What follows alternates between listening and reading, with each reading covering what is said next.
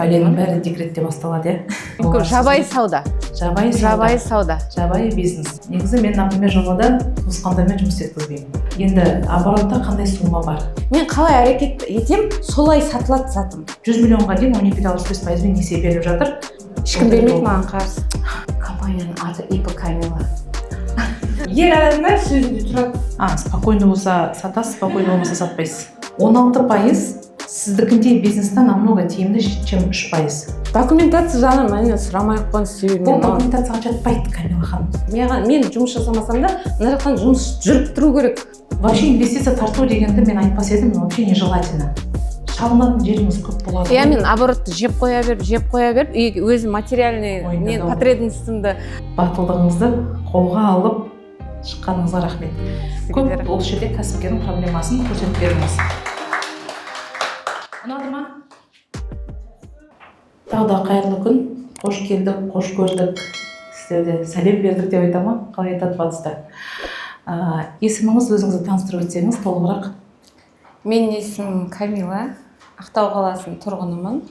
Жалпы айналысатын затымды айта берейін ба? Айта беріңіз, бизнеске қалай келдіңіз, өзіңіз қай жердің тумасысыз, отбасыңыз, толық айта беріңіз. Жалпы өзім Сарыағаш өңірінің қызымын.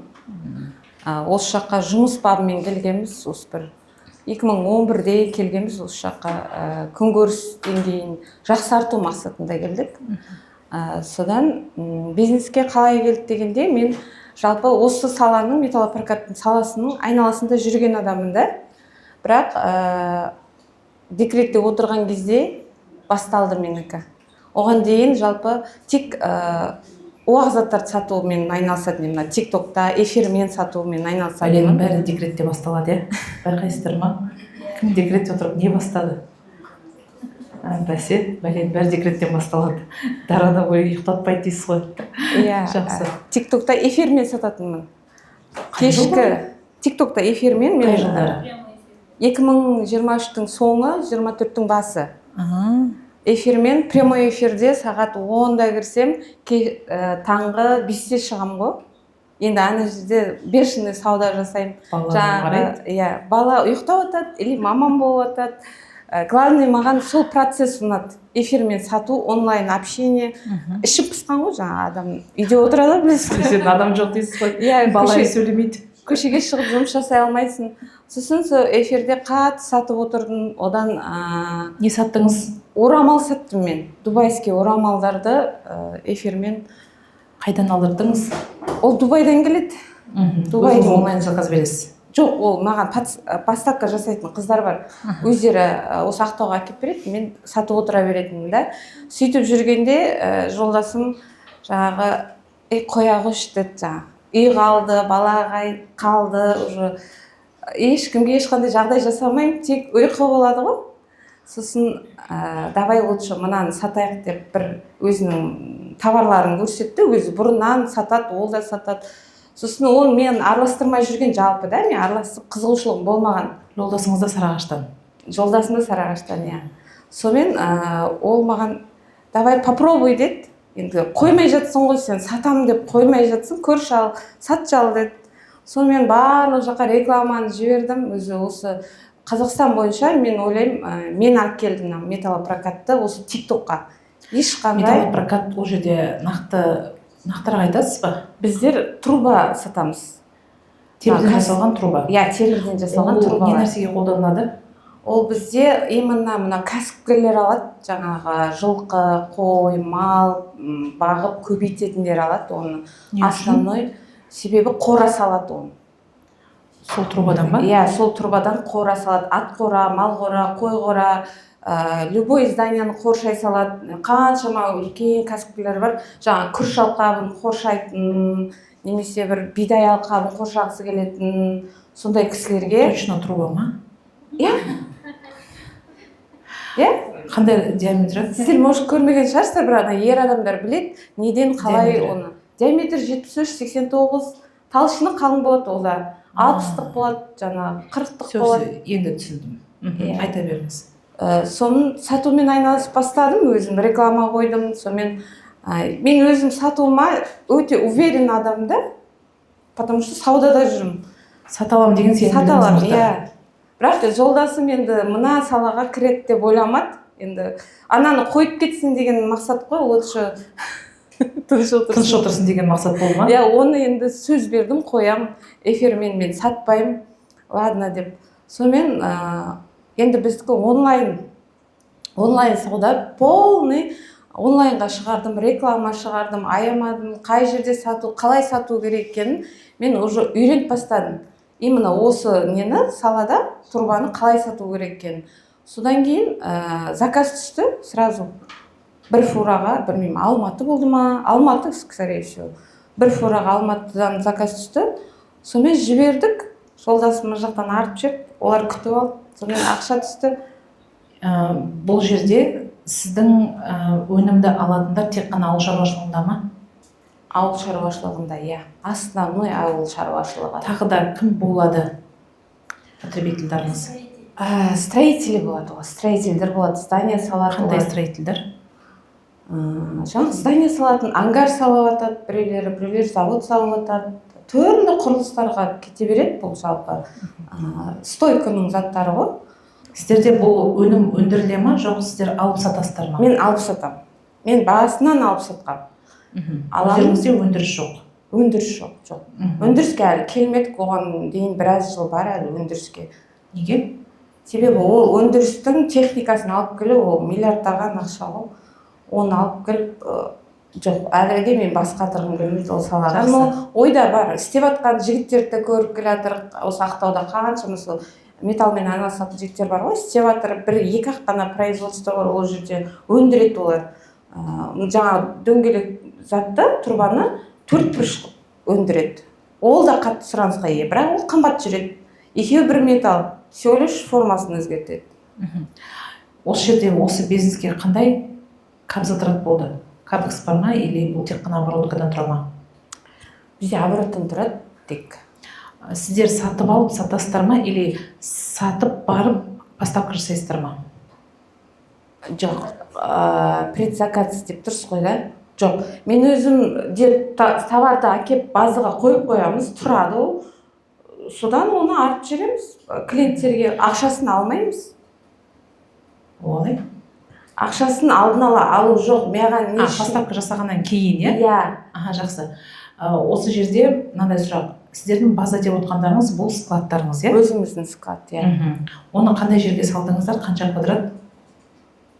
1 гектар, наверное, 1 гектар. Қаланың шетінде ма? Қаланың шетінде, иә. Ол жерде өздеріңіз собственность па жер? Собственный. Салған құрылыстарыңыз қандай? Ангар ма? Ешқандай құрылыс салған жоқ, бізге ешқандай құрылыс керек емес, бізге только база жері болса болды.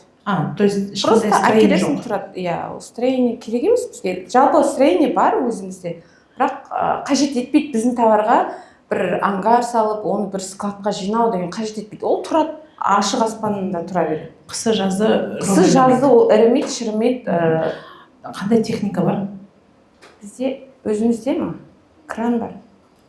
Тек қана кран ба? Иә. Оны қалай алдыңыздар? Сатып алдық. Өз ақшаңызға ма, займ ба? Сатып алдық. Кәдімгі өз ақшамызға сатып алдық. Собственный, иә? Иә, собственный. Жақсы. Енді логистика жағы қалай? Логистика жағы тек біз жаңағы сайттарға қоямыз. Осы теңгеден, осы қалаға, осындай адреске апарасың деп. Өздері шыға береді водительдер, бірінен кейін бірі, когда реклама қойған кезде. Солармен келісіп, сөйлесіп, шақырып, ақшасын жартылай береміз. Барғаннан кейін жартысын береміз, сонымен. Рахмет айтып кетеді оларда. Енді оборотта қандай сумма бар? Мен өзім жеке айтайын да, енді ана общий жолдасым болсын, ол кісілерді қоспаймын да, лично өзім бөлек жүргізе ма? Иә, өйткені мен өзім ешкімге зиян тимеу үшін өзім сатып аламын, өзімнен жаңағы. Өз адамдарынан специально сатып алып, сатам. Ешкімнің бизнесін құрдымға кетіргім келмейді да, егер мен ошибка жасасам, өзіммен жауап бергім келіп тұр да. Ол 26-тен басталған. Бөлігіңізде бөлек, сізде бөлек. Иә. Бөлек болған өте күшті ол. өзіңмен өзің ана сеніп қарап отырмайсың да, қой іші көп болса қой арам өледі дейді ғой. Сол сияқты емес, әркім өз үшін әрекет жасайды, жаңағы әркім өзінің бизнесіне өзі жауап береді деген сөз ғой. Жақсы. Жалпы ИП, ТО? ИП да бар, ТО да бар. Упрощенка, общий? Общий. Общий да бар, упрощенка да бар. Значит, упрощенка да бар, общий да бар. Клиенттердің запросына қарай ғой, әртүрлі фирмалар шығады. Соған қарай біздер жағдай жасап береміз. Қазіргі проблема қандай?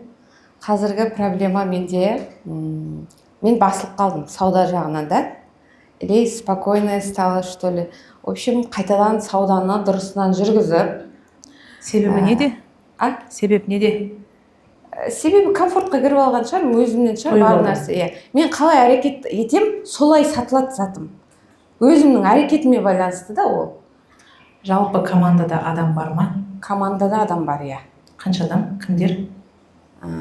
Командада бізде енді рабочийларды айтатын болсақ, ол біз только наемный уақытша алып келеміз, объемды жасайды и кетеді. Олар, наверное, команда деп айтуға бола ма, болмай ма? Өзіңіз қалай есептейсіз?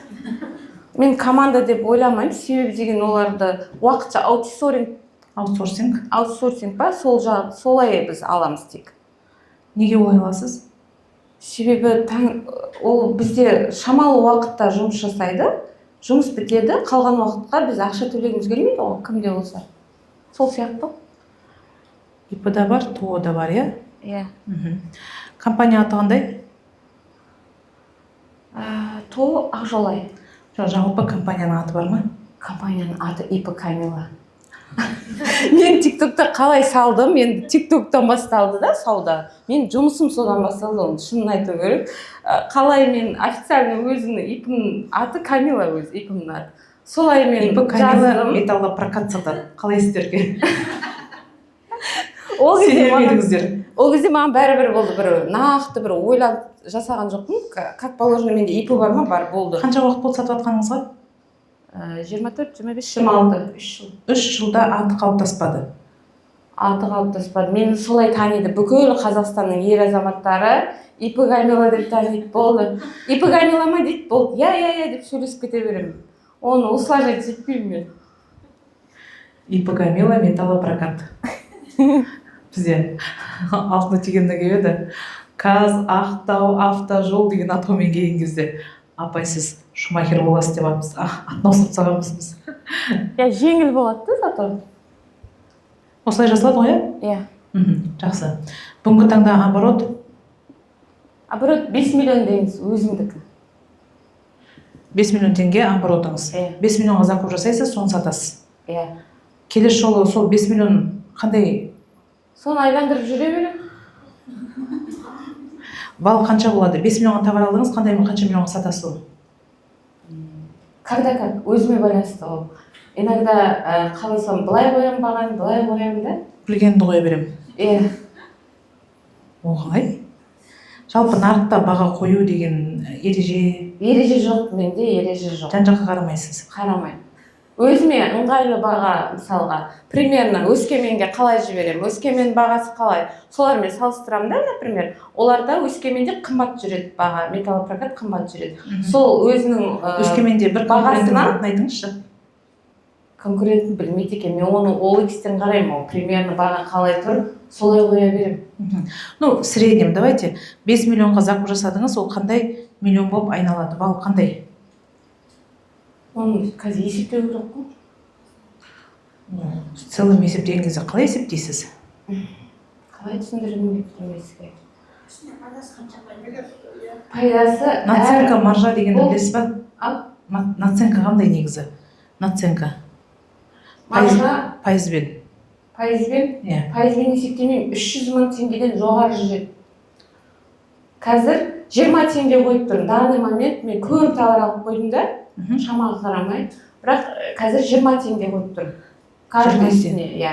Например, 80 теңге болса, 80 теңге алсаңыз 100 деп қоясыз ба? Онда ол қанша процент болады?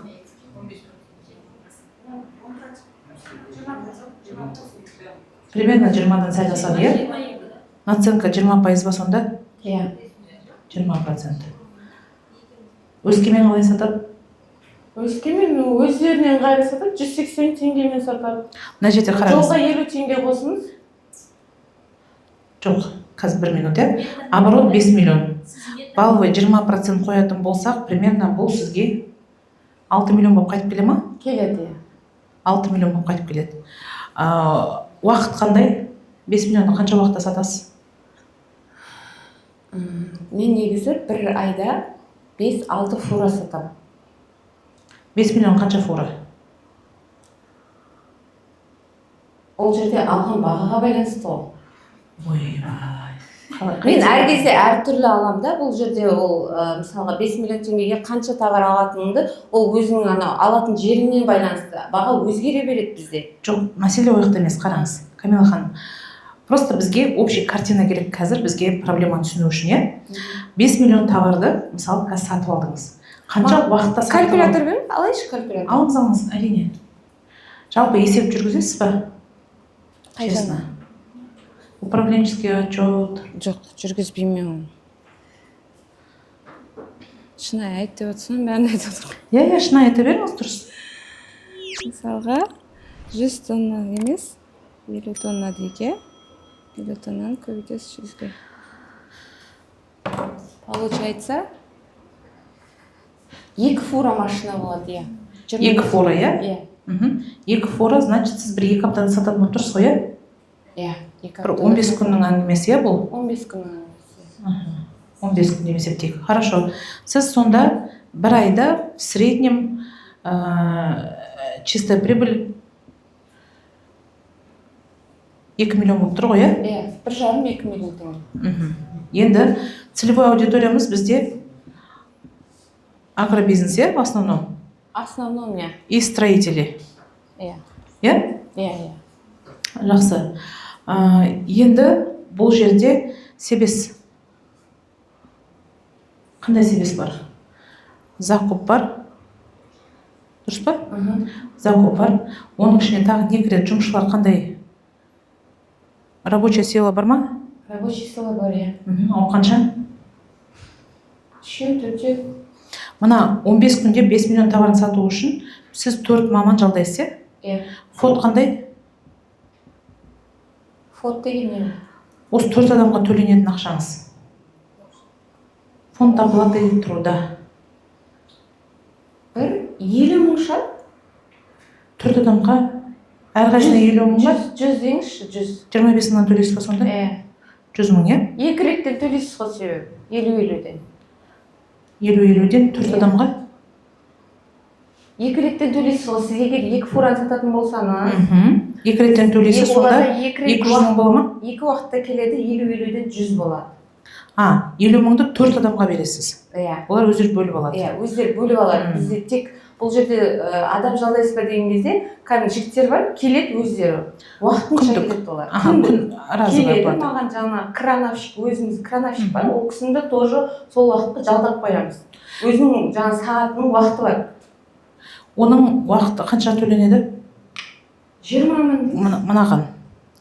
Оның бәріне ме? Иә. 2 грузға, 2 контейнерға. 4 адамның ішіне ол кіріп тұр ғой. Осы 100 мыңға кіріп тұр, иә, бәрі? Окей. Сосын, тағы қандай шығындарыңыз бар? Басқа шығыным жоқ. Топливаны өздері төлейді. Бәрі соның ішіне кіреді. Өзінің фураның өзі төлейді оны. Мен тек ақшасын беремін. Кранның топливасы. Кранның өзі төлейді, иә? Өзі төлейді, иә? Так, енді сіздің шығыныңыз логистика. Логистиканы клиент төлей ме, сіз төлейсіз ба?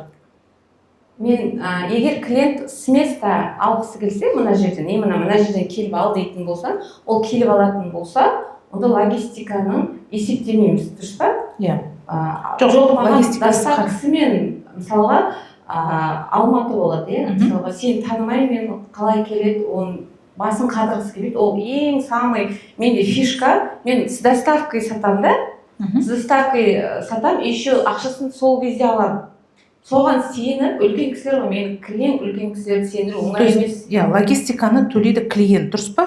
Клиент төлейді, бірақ мен ол клиенттің ақшасын қосып айтамын ғой, например. Иә, понятно, клиент төлейді. Неге өйтіп айтып жатырмын? Өйткені ол мына ақшаға закуп жасады, бірақ сіз доставканы жеткізіп болғасын өзіне төлетесіз, дұрыс па? Иә. Клиент төлейді. Бірақ жеткеннен кейін төлейді. Түсіндің ғой? Дұрыс, иә?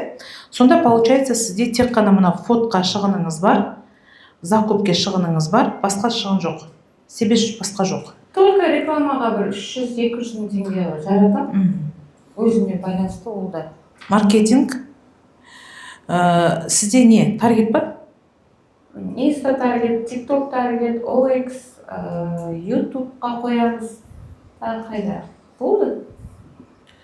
OX-та қанша жарнамаңыз бар? 21 примерно. 21 жарнама бар, иә? Иә. Оған кететін шығыныңыз? Бір 100 алады. 100 алады, иә? Осы жерде, осы шығыннан бөлек сату маманы бар ма? Менеджер продаж, өзіңіз сатасыз ба? Тек мен, иә. Негізі бұл бизнеста LTV бар ма? LTV деген не? LTV дегеніміз клиенттің қайтып келу көрсеткіші. Бар. Одноразовый ма или многоразовый ма? Многоразовый деп айта алмаймын. Может, клиент 2 рет келеді. Или сарафанный радиомен через адам алып келеді. Жоқ, адам алып келу емес, маған бір клиенттің неше рет келу мүмкіндігі бар? 2 рет. 2 рет, иә? Средний чек қандай болады? Средний чек қандай бізде? Қалай? Средний чек дегеніміз, мысалы, бір клиент орта есеппен қандай сума төлейді сізге? Мен 2 фураны есептейміз ғой. Бір клиент 2 фураны ала бере ма? Мен бір фура ғана сатамын. 25 тонна деген бір целый фура толу керек. Түсіндім, оны бір адам ала ма? Иә, бір адам алады. Бір фураны бір адам алады. Оның средний чек қандай сонда? 2,5 миллион ба? 2,5 миллион, 2 миллион, 2,5 миллион. То есть мен бір фурадан төмен сізден товар аламаймын? Ала аласыз, когда ол күтесіз. Пока полный алғанша. Иә, мысалы, Ақтауда бір кісі алуы мүмкін. Жоқ, Ақтау демейік, Ақтаудан шыққанның өзінде Ақтөбеде бір кісі, Қандыағашта бір кісі, Мақатта бір кісі деп солай бір 3 клиенттің басын қосып тұрып, бір 10 тоннадан алып аламын. 1 миллион, біреу 800 мың, біреу 500 мың, солай. Ыңғайластырып бере аламын. Оның барлығын өзіңіз запись жүргізіп, өзіңіз соны распределять етіп отырасыз. Иә. То есть арнайы маман жоқ, иә? Осы клиенттің обработкасын жасап, сату отделы бөлек, распределение бөлек деген адам жоқ. Неге жалдамаймыз? Пока жалдауға мен өзімді әлі жалдайтындай емес шығар деп ойлаймын да, бірақ уже миым ашып қалды. Клиенттік база қалыптасқан ба? Клиенттік база қалыптасты. Қаншадан бар? Клиенттік база қандай? Әр қалада деп айта аламын. Қанша клиент база бар? B2B ма, B2C ма? Бір 4 клиенттік база бар, 4-5 клиенттік база бар, постоянно алып отыратын. То есть постоянно клиент 4-5 адам. Ол оптовиктер. Оптовик, иә. Ол оптовиктер қайтып келеді, наверное, 2 рет емес. Жоқ, көп келеді. Көп келеді, иә? Иә. Бұл оптовиктер қаздеп жасап көрдіңіз ба? Қаздеп деймін. Клиентпен сөйлесу. Неге сізді таңдайды? Неге сізбен жұмыс жасайды? Олар сізді қайдан тапты? Менің клиенттерім основной тиктоктан табады мені. Жоқ, нақты осы клиент сізді қайдан тапты? Тиктоктан. Тиктоктан. Неге именно сізбен жұмыс жасайды? Себебі мен алдын ала ақша алмаймын. Доставкасымен Подриал бересіз ба? Иә, апарып беремін. Содан кейін ол ақшасын төлейді. Договор бар ма? Договор жоқ, договор керек емес. Неге? Енді әр клиент әртүрлі ғой. Біреуге договор керек болады, біреуге договор керек емес болады. Жоқ, мыналармен подриал бересіз. Договор керек емес па сізге? Сеніммен ғой. Барлығы зат сеніммен. Қазірде бір фураны жіберіп отырмын Ақтөбеге. Ол үлкен өзінің жаңағы несі бар екен, өздерінің құрылыс саласы бар екен. Сол жерге кетіп жатыр енді мен. Тәуекел жасаймын ол деген. Алла шүкір бірде бір ұтылып, бір қиналып қалып, жылап қалған жағдай жоқ. Вообще форс-мажор болмаған ба? Форс-мажор болмаған жоқ. Не үшін деп ойлайсыз? Менің ақ ниетім деп ойлаймын. Өзім жұмысымды қатты жақсы көріп, сондай бір тәуекел жасап, ер адамдар сөзінде тұрады. Шыны керек, сөзінде тұрады. Менің мына бүкіл алып жатқан адамым мен бір алу деп сөйлескеннен білемін да, ол точно ала ма, алмай ма, или ол ақшасын төлей ала ма, төлей алмай ма. Оны қалай білесіз? Оның бір-екі ауыз сөзінен білінеді уже. Бір асығыс клиенттер болады. Маған сал жерде, салайын деп отырған кезде айтып қалады.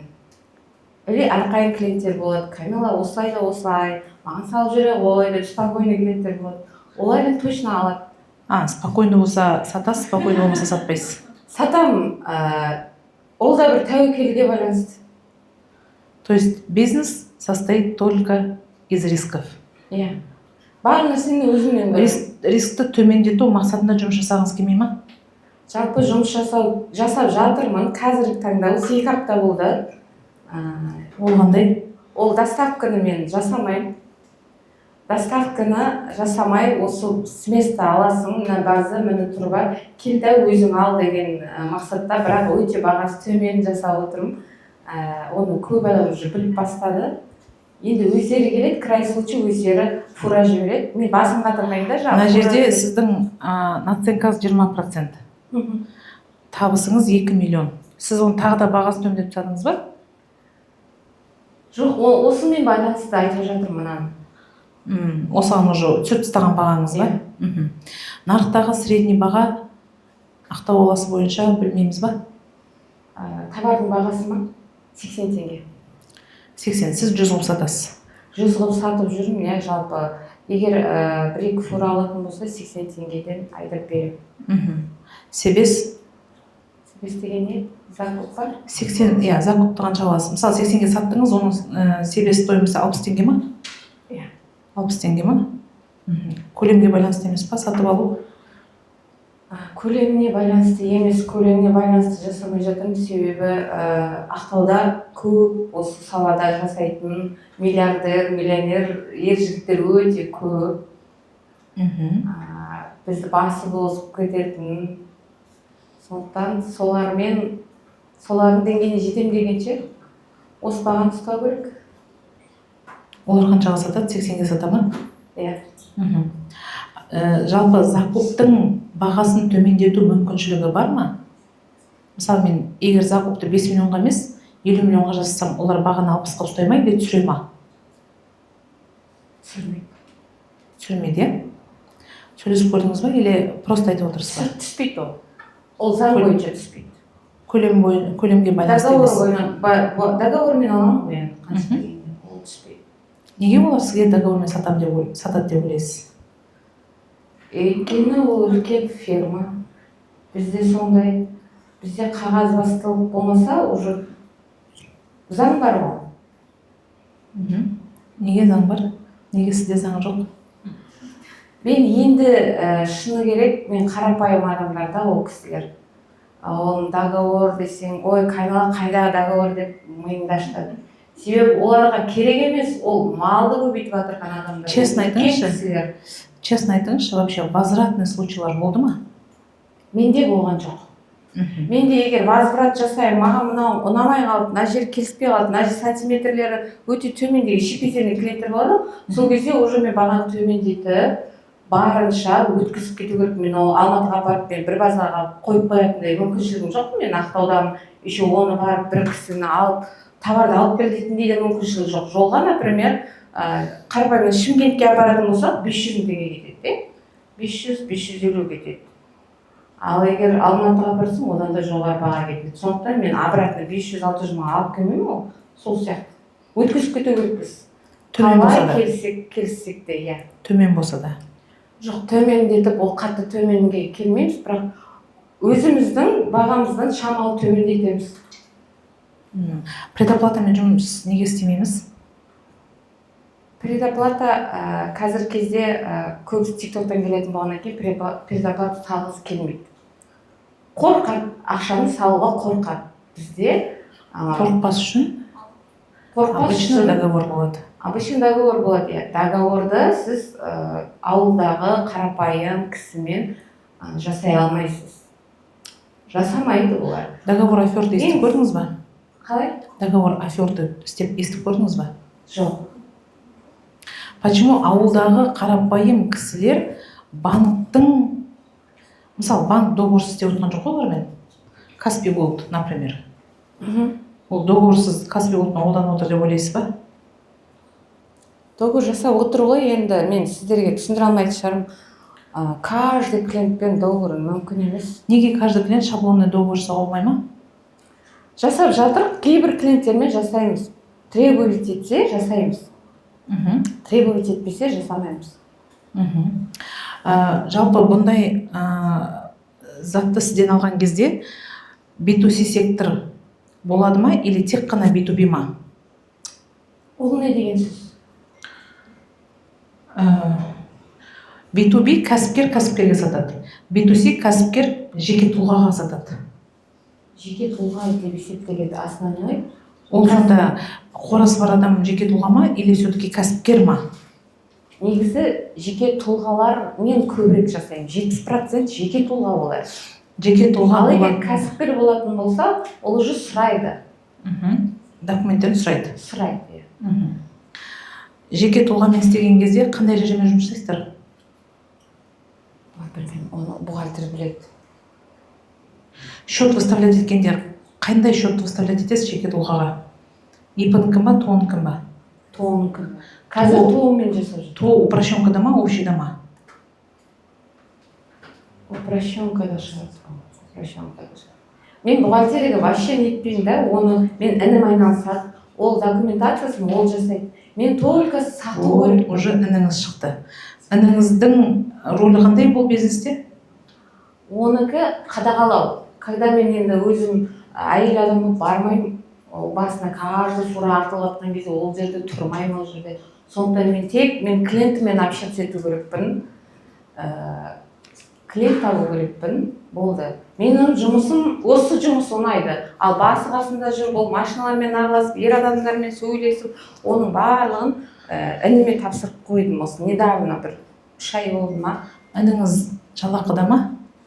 Жоқ. Ол партнерствода, серік. Значит, доляда отыр. Доляда отыр. Қандай доляда отыр? 50-50. Себебі мен ер адамсыз бұл жұмыста жүре алмаймын. Қиын, өте қиын да. 50-50 получается, сіздің табысыңыздың 2 миллионның жартысын ініңізге төлейсіз.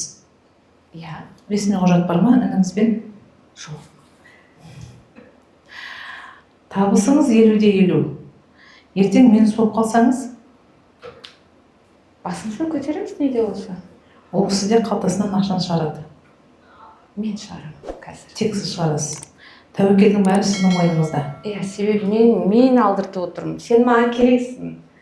Менің қасымда бол. Себебі ол маған 100% керек та. Мен жұмысым барлығын орындап отыратын. Например, ініңіз істегісі келмей қалды ертең.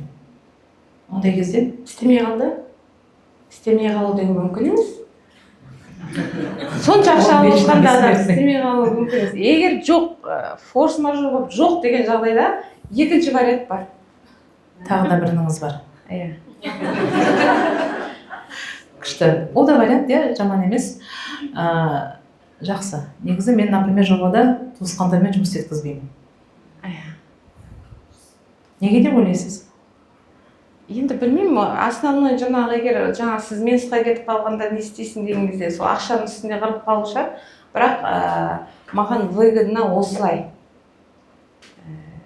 Себебі әр туысқанның өсіп өнгенін қалаймын да, айналамда жүрген. Мысалға, адекватный документацияны түсінетін, барлық бас жасап, ішпей, чекпей, түп-түзу жүрген бала таксоға кету дегенмен миыма қонбайды да. Ол осындай жұмыстармен айналысу керек. Ол ініңіз жалпы документацияда қандай хабар бар? Образование, бухгалтерия. Точно режимді түсінеді ма? Түсінеді ол, иә. Не үшін түсінеді? Опыт бар ма или білім бар ма? Білімі бар. Білімді адам. Жақсы. Білімі бар. Просто қараңызшы, мысалы сіз ИП-ның тоғының примерно упрощенкада ИП общийда екенін айтып отырсыз. Екеуінің пайыз айырмашылығы жер мен көктей, білесіздер? Иә. Упрощенка қанша пайыз? Ай, білмеймін. Общий қанша пайыз? Білмеймін, мен Общий 16%, упрощенка 3%. Иә. Аха. Қандай кезде сізге тиімді? 3% ба, 16% ба? 3%. Скорее всего, упрощенка бізде. Общий установленияға өтпеген сияқтымыз. ОКТ тем более сұрамай ақ қояйын, иә? Документация жағынан мен сұрамай ақ қойған себебі Бұл документацияға жатпайды, Камила ханым. Бұл жалпы ол былай ғой, мысалы мен сізді қайдан шыққаныңызды, қандай адам екеніңіз, әйелсіз ба, ерсіз ба деген информация ғой бұл. 3%, мысалы мен 3%-мен жұмыс жасайтын болсаңыз, мен сізге гарантия беремін, минусқа кетесіз. Ол салық төлегенде шығады да. 16% сіздікіндей бизнесте намного тиімді, чем 3%.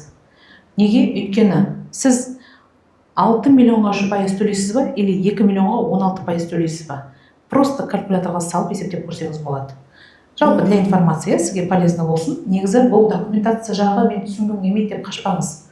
Хотя бы ИП-ның тоғының қандай режимда екенін, қайсының ссылкасы қандай клиентке кету керектігін, қай салық режимі сізге тиімді екенін, хотя бы соны түсініп үйрену керексіз. ОКТ производство ма, продажа ма, хотя бы соны білу керексіз. Не үшін? Мемлекеттік қолдау шығып жатыр, сізге оборот ауадай қажет. Оборот сізге производство деп тіркеген болсаңыз, қазір 100 миллионға дейін 12,65%-бен алуға болады, 2-ақ күнде рәсімделеді. Мысалы. Почему бы нет? Жалпы бұл бизнес бойынша картинаны в целом түсіндік, иә? Әлі детальдар бар білетін. Мысалы, қазір сөйлесе келе ініңіз шықты, ар жағында тағы қандай информацияны мен тағы да білу керекпін деп ойлайсыз? Сіздің бизнесіңіз бойынша. Не нәрсені біз облысқа кетіп алуымыз мүмкін бұл жерде? Білмеймін, қандай сұрақтарыңыз бар? Жоқ, жалпы қандай тағы да шығындарыңыз болуы мүмкін, қандай нюанстары бар? Осы жерде жалпы картина белгілі болды. Енді менен сұрақ сізге. Запрос қандай? Менде хаос, порядок жоқ. Не, оны өзімнен көремін да, дисциплина болу керек адамда. Ондай жоқ, порядка жоқ. Миым хаоста жүреді. Главный клиент келіп жатыр, сатып алып жатыр, ақша түсіп жатыр. Енді примерно ақшасының основной пайдамды есептеп тастаймын. Ол пайдаға немін, пысықпын. Бірақ жаңағы документация деп жатырсыз ғой, ол жағына шынымен мен бас қатырмайды екенмін. Ал налог жағынан минусқа кететіндей налог шықпайды. Биыл налог төледіңіз ба? Биыл налог төлемедік. Енді төлейтін шығармыз. Глобальный өзгеріс қашан болды? Налоговыйда? 2000 осы биыл шықты ғой. Налоговый төлемедіңіз. Қашан төлейсіз? Қашан төлейтін еді? 6 айда бір төлейді ма ИП-да? 6 ай өтіп кетті ғой. Недавно төлейміз енді. Қашан Енді біздер оны деген осы 6 айда төлемейтін бетікке. Кім біледі, қашан төлейміз? Иә, уақыт бар. Августтың 25-іне дейін. Пока налог төлеген жоқсыз. Пока төлеген жоқпыз, себебі үлкен объем алып қойдық жаңағыдай, сонымен басқа. ИП-ның тіркеуі қай жерде екенін білесіз ба? ИП тоғының тіркеуі. Мұнайлыда. То қалада. Мұнайлы. Осы жер ғой, иә? Сіздің складыңыз тұрған жер ма? Иә. ИП-ның тіркеу жері неде? Склад тұрған жақта. Тоғының тіркеуі қалада. Неге қалада? Енді о тоғыны недавно өткіздік өзімізге. Неге ИП-ны да тоғын тастап отырсыз, білмейсіз, иә? ИП пока маған керек емес. Просто тұр ол, шыны керек. Енді оны жабу керек. Неге? Уже мен тоғымен жұмыс жасау керек екенін түсініп жатырмын да. Не себепті? Не себепті? Себебі договор жасау керек. Ана жақтан сатып алғанда ИП-мен сатып алмайсың, тоғымен сатып аласың. Сен оборот көрсету керексің. Тоқтаңыз. Болды, осы жерде бір нюанс шығады қазір. Неге тоғымен сатып алу керексің? Себебі шарттар сондай. Қандай шарт ол? Келісім шарт. Сатып алу жеріңізден ба? Иә. Организацияның несінде тоғы болу керек. Ондай талапты қай жерге қойған? Өздерінде қойылған. Тоғы деп қойған ба, или общий деп қойған ба? Общий ма? Білмеймін, общий шығар онда. Неге общий? себебі выгодно болу үшін ба? Қай жағынан?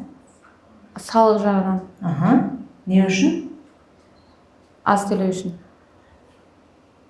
Егер де ол 16% общийда болса, сіз упрощенкамен төлетіп болсаңыз, бізде қазір заң шықты, ондай жұмыс жасалмайды. Қазір общиймен B2B-мен B2B жұмыс жасайды, B2C-мен ол тек қана упрощенка жұмыс жасайды. То есть сіздің бір ипіңіз, мысалы, неважно, ипі ТО, біреу общий, біреу упрощенка болу керек. Неге? Өйткені общиймен сіз сатып аласыз. Егер де сіз общий болмасаңыз, сіздің салықты сатып алатын жақ төлейді сіз үшін. Значит, талап ТО-да емес, талап общий режимда. Общий режимда, Хотя бы сол нюансты біліп жүрейік. Бірақ ол сіздің общийіңіз B2B сектормен жұмыс жасағанда керек болады. Егер сіз B2B-мен жұмыс жасайтын общийді жеке тұлғаға ұрып жіберетін болсаңыз, сол адам үшін салықты сіз төлейсіз. Екі клиентта бар, ана екеуді тұру керек деп тұрсыз ғой. Түсінтірсіздер не үшін екен?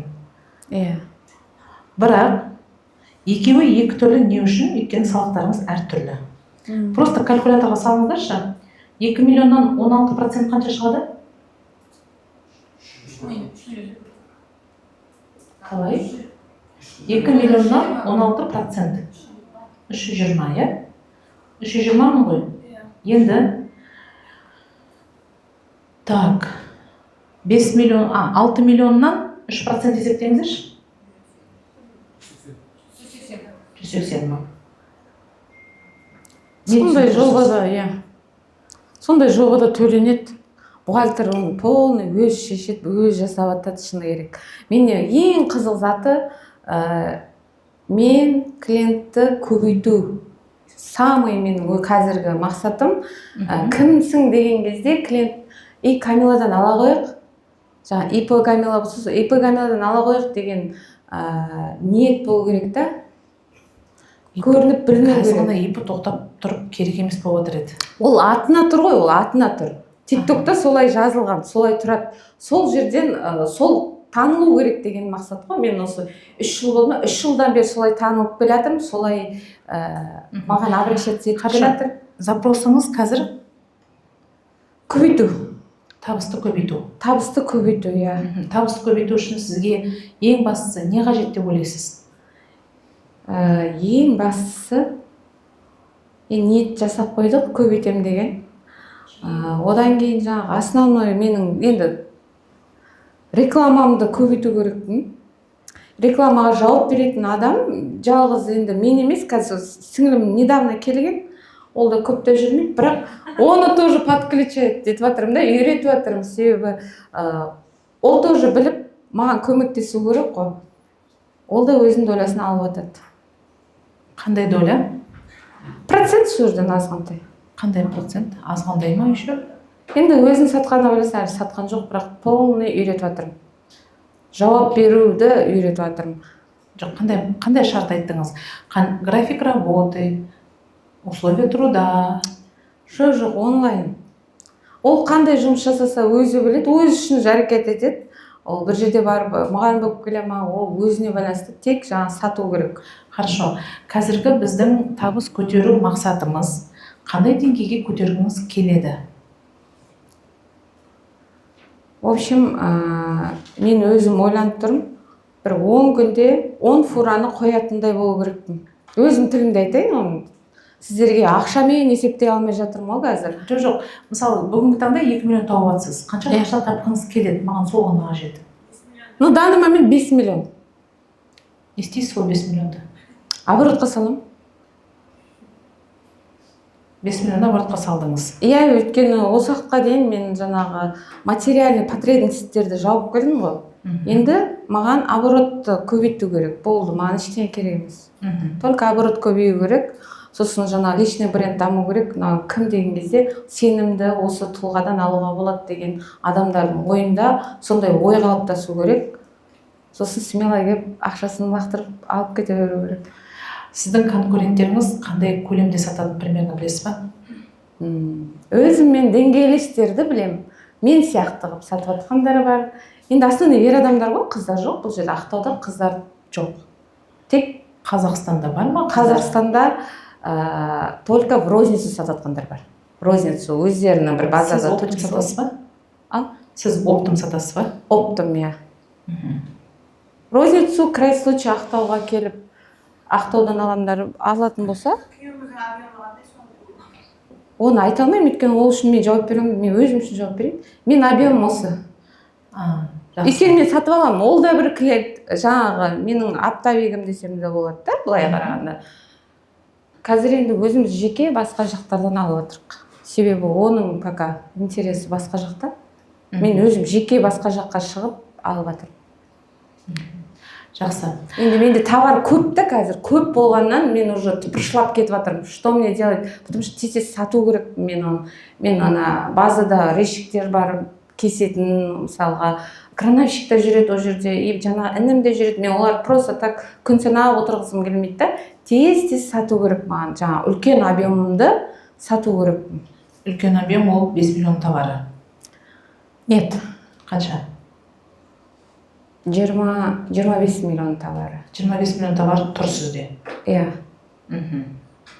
Неге әңгіме 5 миллион тұр? Оны себебі 5 миллионды саласыз, зат аласыз, саласыз, аласыз. Болды. То есть оборотыңыз қазір 25 миллион. Оборот онда 25 миллион теңге емес, себебі ол біреудің заты болып тұрады да пока. Сіз примерно ақша тастап қоясыз, осынша тұруға керек. Подреал беріп жатыр сізге. Иә. Подреал, солай заказдап қоясың, и бірақ сен сол уақытында алып кету керексің, ол затын уақытында сату керексің. Проблемаңыз неде деп ойлайсыз өзіңіз? Неге сізде хаос, неге сатылым болмай жатыр?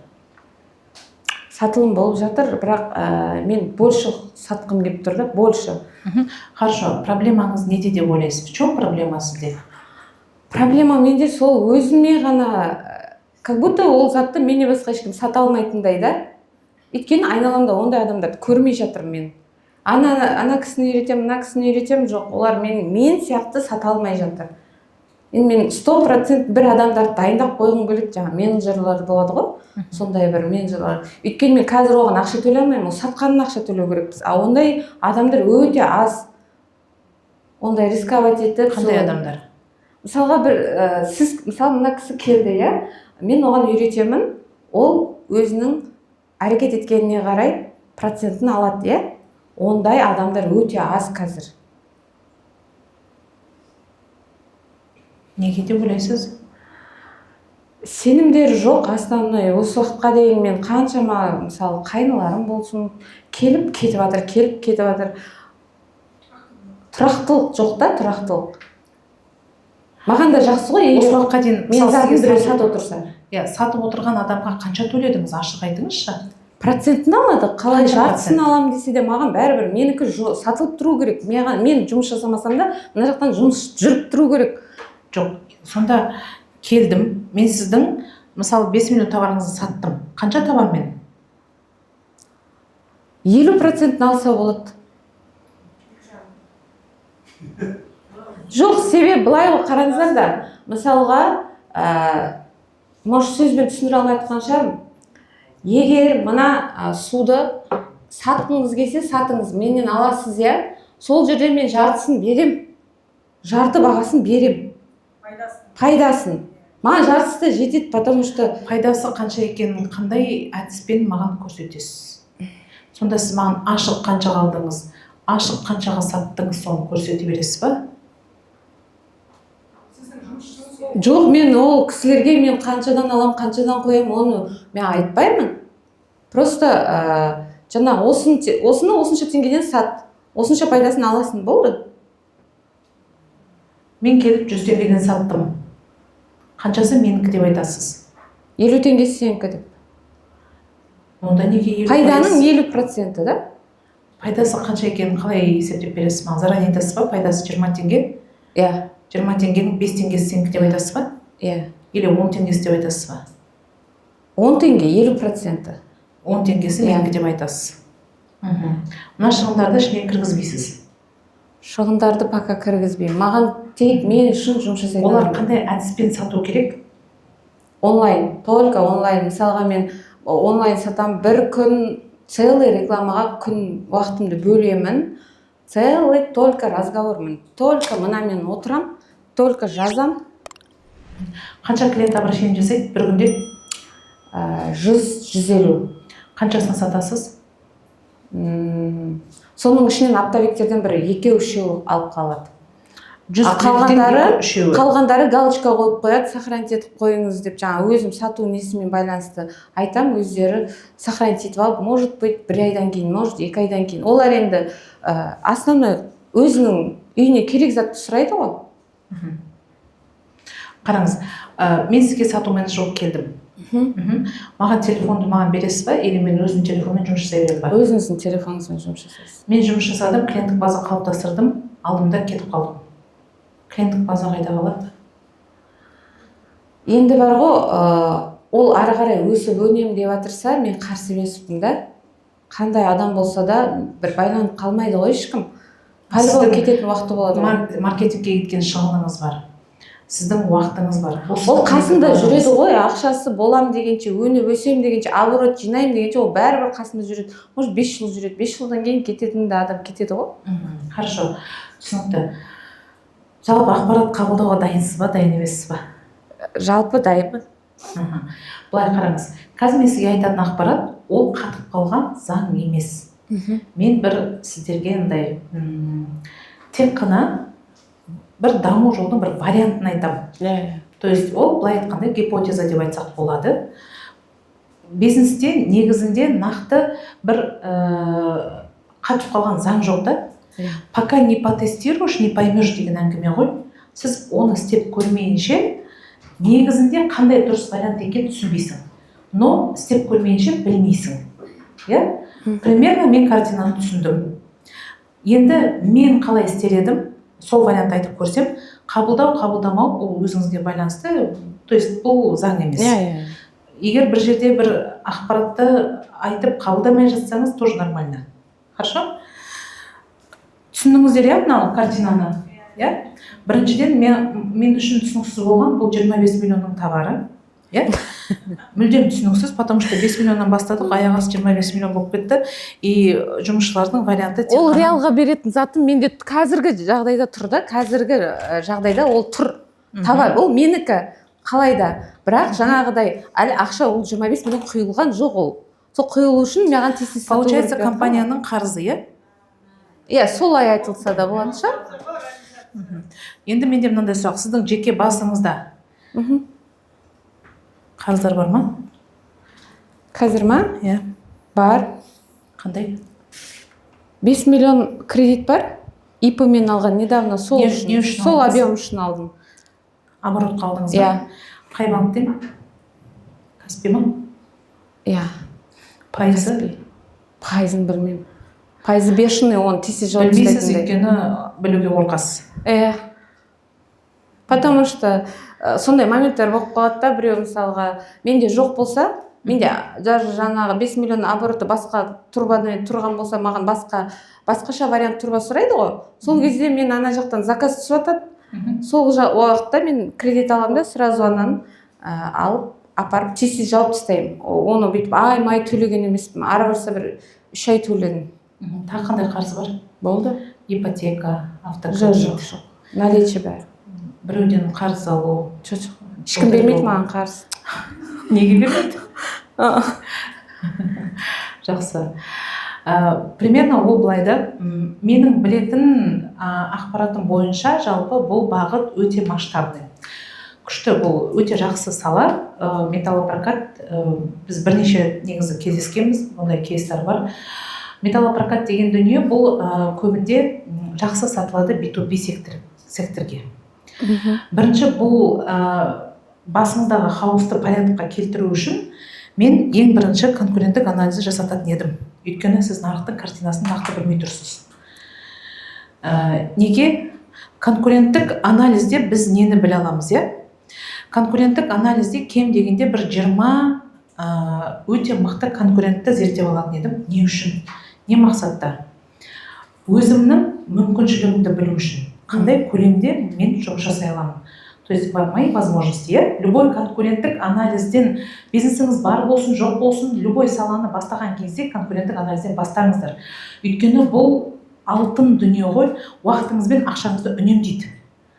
Конкуренттік анализде сіз осы сияқты, өзім сияқты істеп жатқандар емес. Прям динозаврлар зерттейтін едім. Үлкен динозаврлар зерттейтін едім. Неге? Өйткені сіз сияқтылардың конкурентіңізде тура сіздікі не проблема. Ал сіз проблема жинамайсыз қазір. Сіз қазір решение жинайсыз. Түсінікті, иә? Конкуренттік анализ бұл бенчмаркетинг жасау үшін жасалады. Иә, бенчмаркетинг дегеніміз біз осы конкуренттерден қалай бұдан да жақсы бола аламыз. Егер де сіз конкуренттік анализде үлкен динозаврды зерттеп алып, да ну мен бұл жақта мелкая пешкамын, я тут никто деп артқа кету үшін емес. В основном анализ жасауға жіберсек, кәдімгідей доғысынып келеді ғой. Иә. Доғысынып, я вообще тут черт деп келеді ғой. На самом деле конкуренттік анализ ол үшін жасалмайды. Мен осы динозаврдан асып не істей алам деу үшін жасау керексіз. Егер де сіз қазір осы конкуренттік анализсіз табысқа шығып жүрсеңіз, сіз өте үлкен молодецсіз негізі. Өзіңізді мақтап қойсаңыз болады, потому что сіз көзіңізді жұмып алып, сыртқа шығып ақша тауып жүрсіз. Қазір көзіңізді ашу үшін бірінші шаг осы. Конкуренттен нені зерттеу керексіз, қалай ойлайсыз? Кім қандай ойы бар? Проблема неде деп ойлайсыздар? Бар ма ой? Конкуренттік анализде нені зерттеу керек? Бағасы, дұрыс, сосын? Бағасы. Оборотқа қанша сумма салғанын қалай біле аласыз? Білмейді ғой. Қалай? Қанша товарың бар десем айтасыз ба? Айтылмайды ол. Клиенттік базаны қалай білеміз?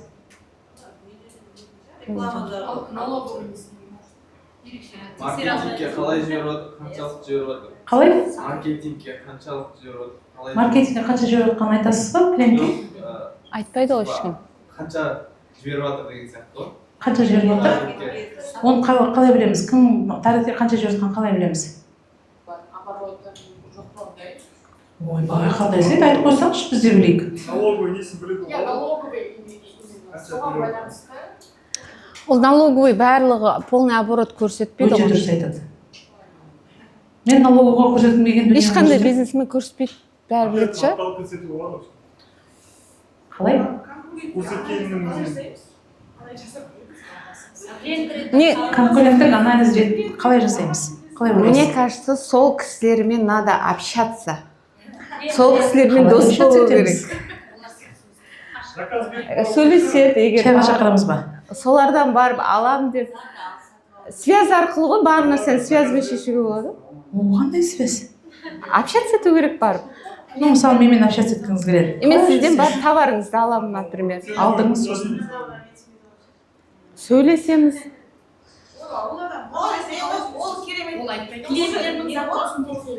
Ешкім ешқашан конкуренттеріне картасын ашпайды. Дұрыс па? Қалай ашқыза аламыз? Әдістерін білесіздер ма? Ценовой предложение. Ценовыйда не білесіз? Бағасын білесіз? Қалай? Ұрлықшы болу. Ішіне кіріп шығам деген қанша уақытыңыз кетеді? Қалай? Мен айттым ба?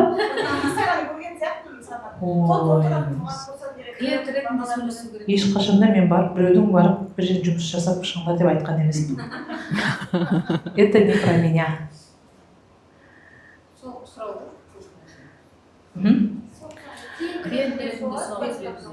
Жалпы информацияны максимально тек клиент ретінде шығара аласыз. Иә? Қатысушыларын білесіздер ғой. Оны қалай білеміз? Басқа біреудің телефонымен клиент ретінде. Мен сізге мысалы хабарласам, конкурент ретінде сөйлесетін болсам, мен сізбен сөйлесемін. Бағаңыз қанша? И до конца түсіремін сізді.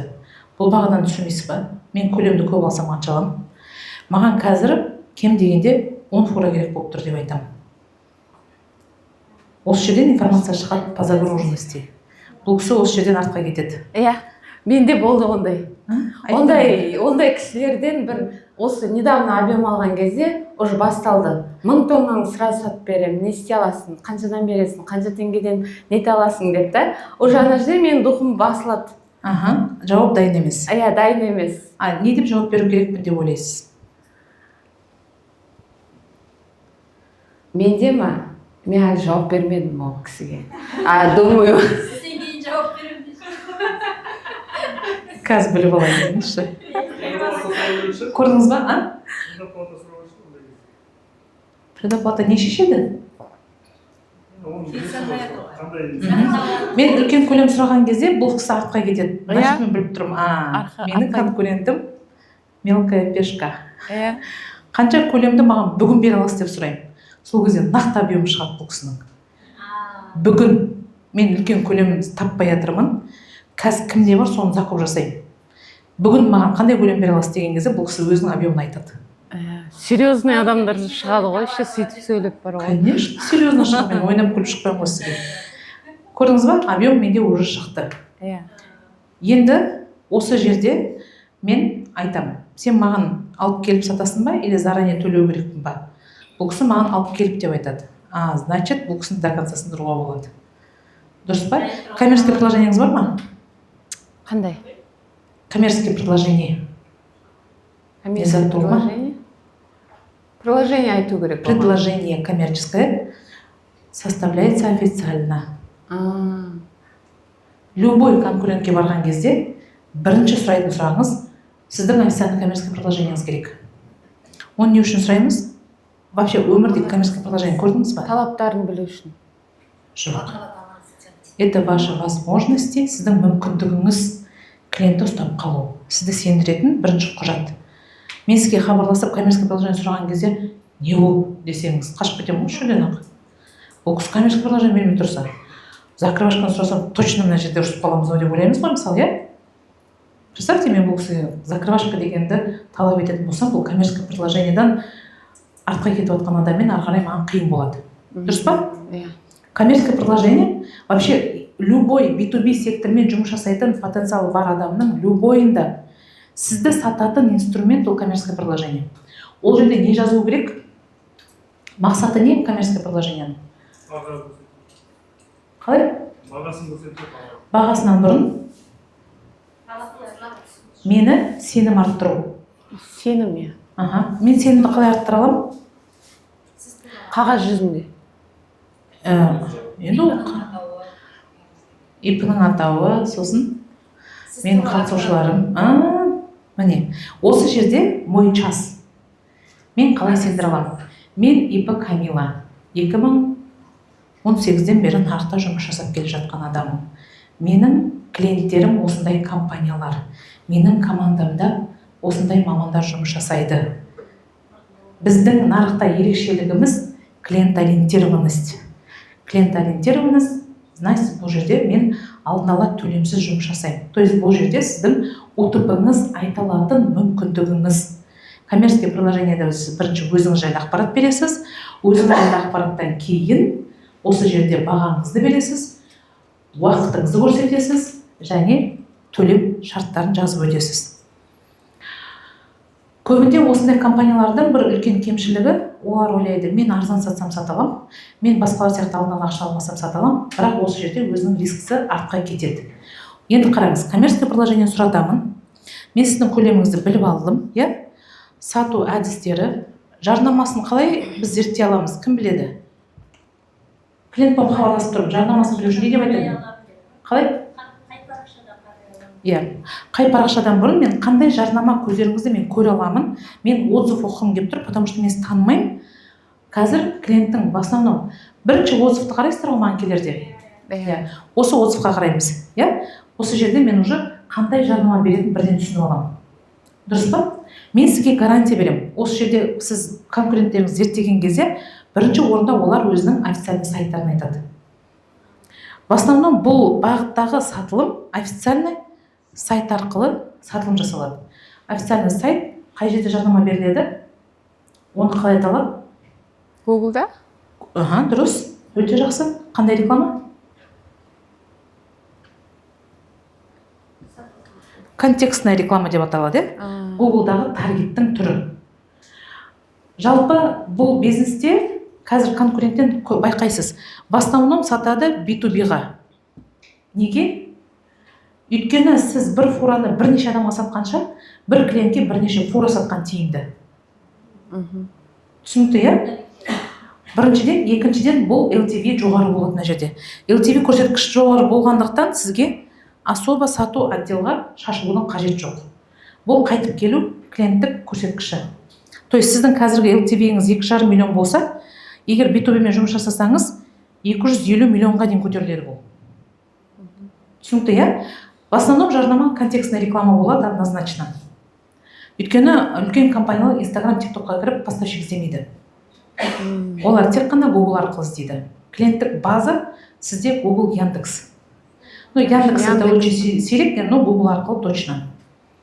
Осы жерде, сайт жасау керек. иә, хотя бы тильдамен болса да сайт жасау керек. Бірақ қазір официально конструкция емес, кәдімгідей полноценный сайттың шығыны 200 мың теңге. Бұл сіздің бір айға кеткен таргетіңізден әлдеқайда төмен. Контекстный рекламаның өзінің мамандары бар. Беріп қоясыз, таргетке кеткен суммаңызды контекстный рекламаға берсеңіз, сізде X10 обеспечено. 100% X10 обеспечено. Енді осы жерде мен конкуренттік анализ жасап, целевой аудиториямды белгілеп алғасын, бенчмаркингті анықтап аламын. Ол не екенін түсіндірсіз ба? Ну, проще говоря, ОТП.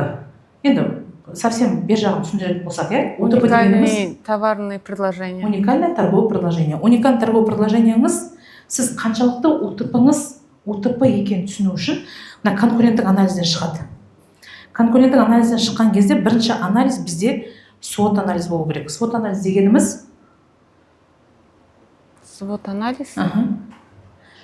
Менің минустарым мен плюстарым, мүмкіндіктерім мен слабый жақтарым. Слабый жағыңыздың бірінші себебі оборот. Иә, оборот, иә. Мүмкіндіктеріңіз социальная сеть узнаваемость.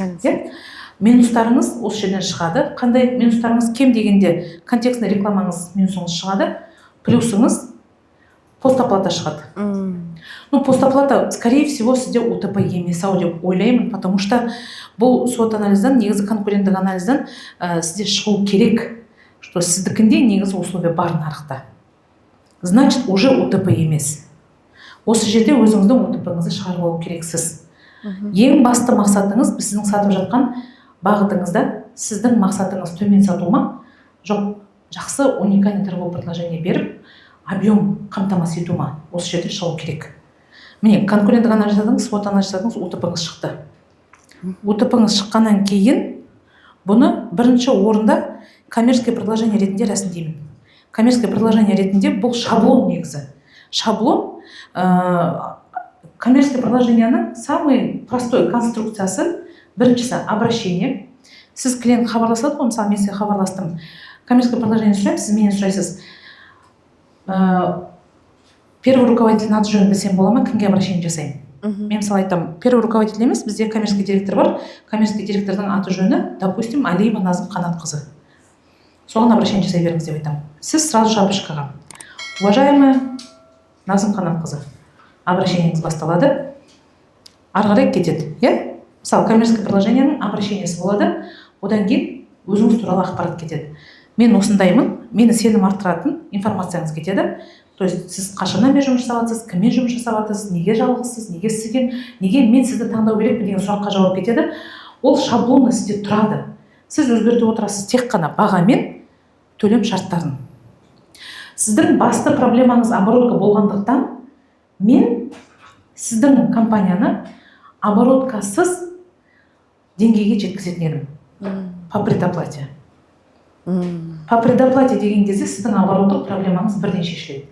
Екінші вариант, сіздің бағытқа дұрыс өкет қосып, қазір мысалы дәл қазір 100 миллионға дейін 12,65% несие беріліп жатыр.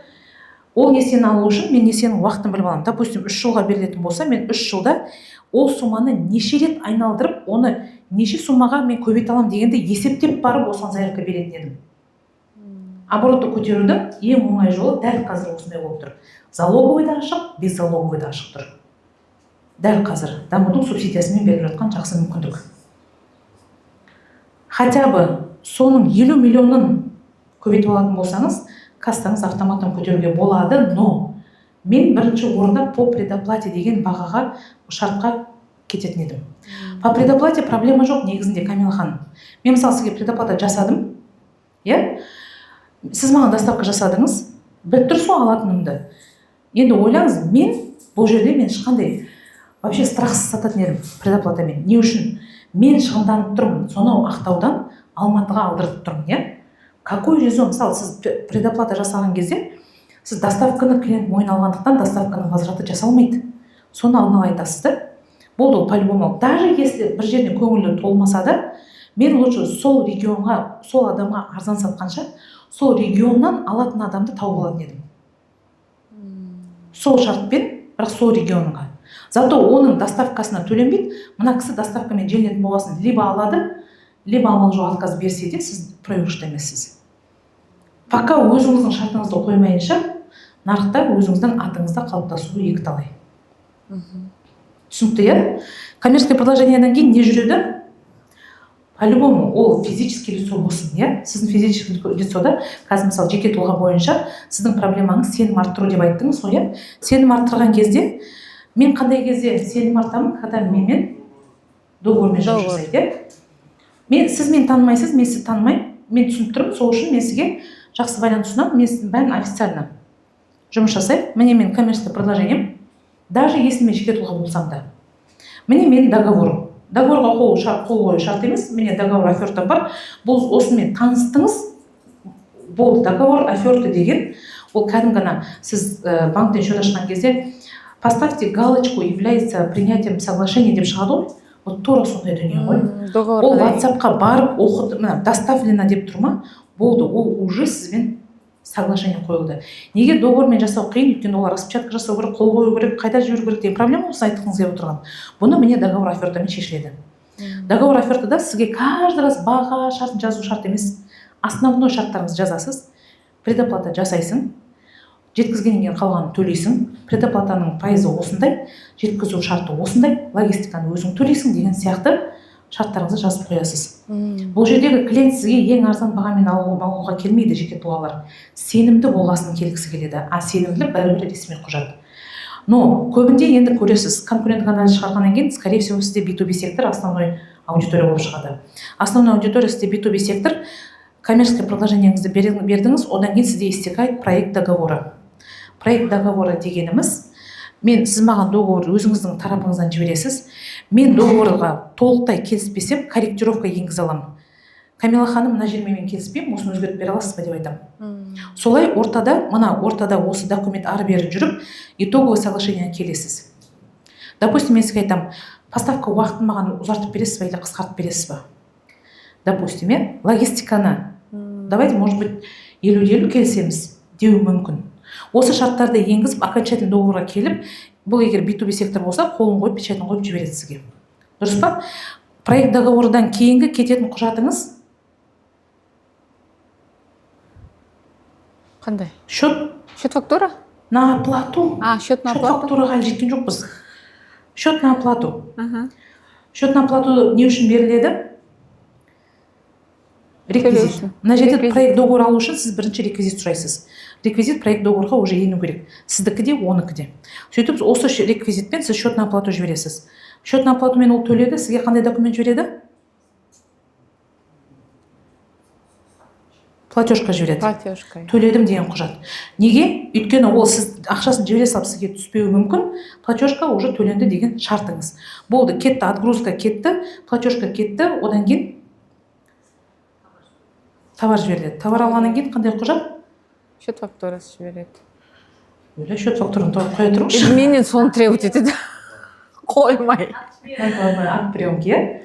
Накладной акт приемки. Мысалы, қараңыз, сіз отгрузканы жіберген кезде логистикаға сіз қолына құжат саласыз. Міне, мынандай көлем жібердім, может, жолда ол бір тұрбаны алып қалды. Мынандай көлем жібердім, клиент осы көлемді қабылдап алу керек. Клиентке айтасыз, барғаннан кейін логистиканы қабылдап алады, жауапкершілік менде емес ода. Болды, анау трубасын салып алады, қабылдадым деп қолын қояды, болды. Одан кейін уже закрывающий документтер кетеді. Счет фактураңыз деген сияқты, иә? Түсінікті ғой? Акцверки дегенді түсінбейміз, иә? Сверки. Ладно. Хорошо.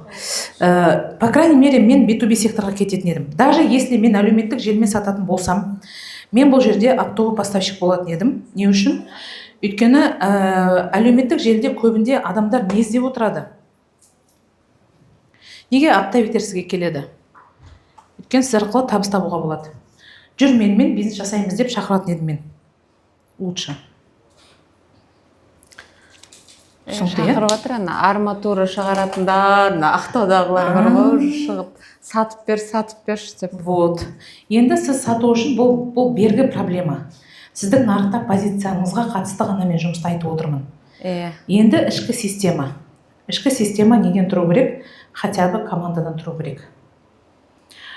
Бізде клиент қайтып келу деңгейін көтерген сайын сіздің отдел продажымен проблемаңыз төмендейді. Ну, допустим, LTV. Мысалы, бір келгенде 2,5 миллион болса, қазір біз B2B-ға көшкен кезде бұл 250 миллион болуы мүмкін, иә? Енді ЦАЦ. ЦАЦ дегенді түсінбейміз, иә? Бұл продажа мен маркетингке кеткен шығыныңыз.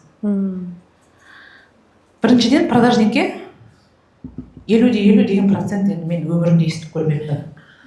Жоқ, оны мен түсіндіріп отырған былай ғой. Енді мен шамам жоқ. Оның басы қасында жүретін адам керек деп жатырмын ғой. Ол ер адам болу керек. Мен мысалы асылай қасында жүреді, бірақ басы өзі болып кіммен сөйлесіп жатсың, қалай сөйлесің, мен кірмеймін. Біріншіден ол просто продуктын жақсы білу керек. Продажник продуктыны өте жақсы білу керек. Ол типіңіз неде, коммерческий предложенияңыз, счет фактураңыз, счет на оплатаңыз, проект договораңыз, клиенттік базаңыз, оның қолында бизнес WhatsApp болу керек. Неге? Өйткені ол же готовы ответы шығып тұру керек, 24/7 ответы шығып тұру керек автоматизированно. Даже если продажник алғыңыз келмесе, вообще мен продажан қойып тастайтын едім. Адам жалдамай-ақ. Иә, мен күшті екен. Өте күшті. Сіздің салаға жақсы келеді ол. Иә. Мен бір клиент 4 сағат уақыт алады ғой. 100 адам. Скрипт продажды өлтіріп жазып тастасаңыз, иіға байлай салу қиын емес. Идің қазір бір ең қымбат түрі, наверное, ар кетсек 400 мың теңгеңіз кетеді. Зато сіздің эффективіңіз сразу жоғарылайды.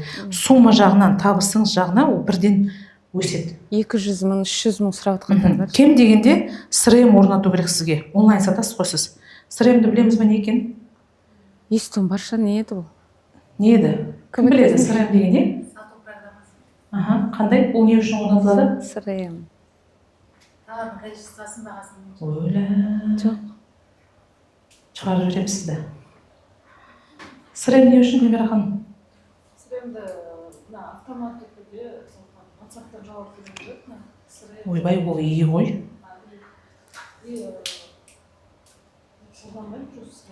Бас-бастарыңызға штраф салайын ба? Соңғы кездесуде осыны күштаудап едік. CRM білмейміз ба? Клиентті төкпей, шашпай қолдану. Мысалы, сіз клиент жазды, мына жақтан отправка жасап жатырсыз, отвлеклись, анаған жауап бермей, басқа сообщение кіріп кеттіңіз, анаған жауап бермей қалды. CRM сізге: Камила, мына клиентке жауап бермедің деп айтады. Иә, менде Как минимум. Бір 15-20 клиент тұр ғой, архивке кеткен. Вот, не үшін кетті? Жауап бере алмайды. Мен жауап бере алмай тұрмын. Пожалуйста. Төкпей шашпай қолданатын программа CRM-іңіз. CRM-нің қандай түрі болады? 2 түрі болады. Bittrex пен Жазып алу керек еді. Осы программалар болған кезде сізде проблема жоқ. Мысалы, Гүлмира ханым келді, сізге сатылым жасады. Сіз бұл кісінің қалай, кіммен, қалай сөйлесіп жатқанын естіп аласыз да, корректировкасын жасап отыра бересіз. В чем проблема? Бірақ бұл кісі келген кезде сізге бұл кісі қанша ақша таба алады деген перспективаны білу керек. Мысалы, сіз маған айтасыз: Назым, отдел продажаға кел, 50-50 жұмыс жасаймыз. Мен қалай ойлаймын? Так, бұл кісі 6 миллионға сатым жасайды екен. 50-50, скорее всего, бұл 3 миллион тапса, бұл кісі 3 миллионның жартысын, примерно 1,5 миллион аламын деп ойлайды. Келеді, по факту олай шықпайды. Разочарование кетеді.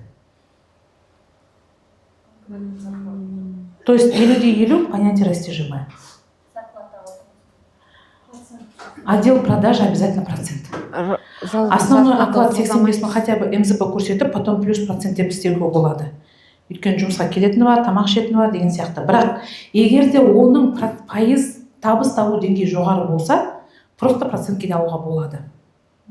Но маған примерно білу керек. Сіз маған расклад айту керексің. Назым, қара, 80 теңгеге мен алып жатырмын. 80 астында 60 па, это же не важно уже маған, иә? 80 теңге алып жатырмын, 20 теңге қосып сатамыз. Оның бір клиентке сату суммаң осындай, оның ішінде осындай біздің табыс, осының, білмеймін, мен 30% көрдім, 50% көрмедім мен сатымда. Осы жерде қаншалықты мен, мысалы, менде сомнение болатын еді. Сіз точно маған прозрачно, чисто приблизно көрсете аласыз. Көрсете алмайсыз ба? Мен сомнение болғандықтан мен уже сенбес едім. Мысалы, сіз айтуыңыз мүмкін ғой, Назым, сен 2,5 миллионға саттың, бірақ таза прибыль 500 сақтың деп айтуыңыз мүмкін. А как мен оған көз жеткізе аламын? Мен көз жеткізе алмаймын, мен программада жоқ. По сути, плавно бүйтіп өтсе мен. Адамдар точность хотят знать, перспективасы. Адамдар көбінде найымда не үшін жұмыс жасайды? Өйткені ол жақта тұрақтылық бар. И табу деңгейін жоғарылығы бар. Потом отдел продаж міндетті түрде обучениеда өтіп отыру керек хотя бы ай сайын. Айына бір рет обучение өткізіп отырсаңыз, автоматом кассаңыз еселеніп отырады. Мен келмедім оған әлі. Қалай келем деп ойлайсыз? Мен өзім соны ниеттену керекпін, әрекет істеп. Хотя бы өзіңіз оқу керексіз. 200 сату техникасы бар. Соның ішінде сізге 3 техника жеткілікті. 3 техника сізге достаточно. Сосын әлеуметтік желіде рекламада қандай сөздер айтасыз? Вообще видео кете ма, картинка кете ма? Видео кетеді. Видеода не айтылады? Видеода, как положено, процессті көрсетіп отырам. Полный процесс айтылады ол жерде. Сразу уже мына қалаға кетіп бара жатыр деп та, мына қалаға артып жатырық деген видеолар түсіріп алып. Мына қалаға товар кетіп бара жатыр екен, мен де алу керекпін деп айта ма? Бұл қай қалада дейді. Қай қаладан алуға? Қай қалада сату сізге маңызды ма?